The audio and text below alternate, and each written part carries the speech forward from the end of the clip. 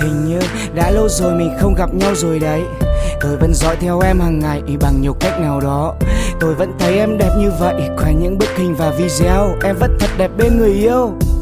Nhưng ngày hôm nay bỗng dưng tôi thấy em khóc. Vì thứ gì áp lực nào khiến em phải mệt nhọc. Muốn hỏi thăm em nhưng mà với tư cách gì đâu. Từ cái ngày hôm đó chúng mình đã không còn được gặp lại nhau. Chắc trong mắt em tôi vẫn là một thằng hát rap vớ vẩn ở trên mạng. Là một thằng hát rap vớ vẩn. Nhưng em không biết rằng luôn là em đằng sau tất cả những sáng tác. Luôn là em đằng sau tất cả những sáng tác. Có gì đâu mà những người nghệ sĩ họ luôn như vậy. Có những gì sâu sắc nhất thì họ luôn đem vào đó để giải bày. Là gì em biết không? Là những niềm vui không dám bày tỏ ra. Là những nỗi đau, đau lắng nhưng chỉ có thể diễn tả em à. Đã lâu rồi mình không gặp nhau. Giờ em đã có người khác và anh ta không ưa tôi.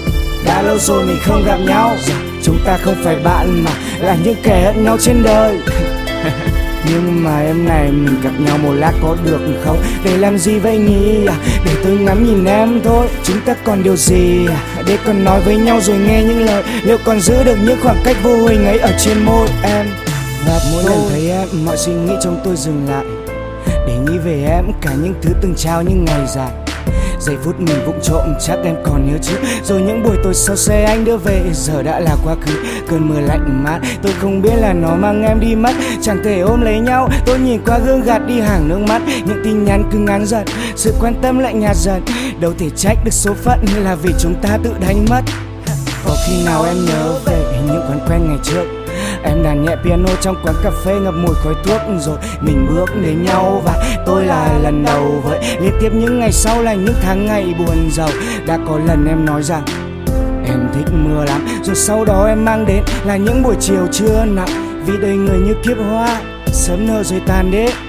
Nhưng mà em này mình gặp nhau một lát có được không em? Đã lâu rồi mình không gặp nhau. Giờ em đã có người khác và anh ta không ưa tôi. Đã lâu rồi mình không gặp nhau. Giờ chúng ta không phải bạn mà là những kẻ hận nhau trên đời.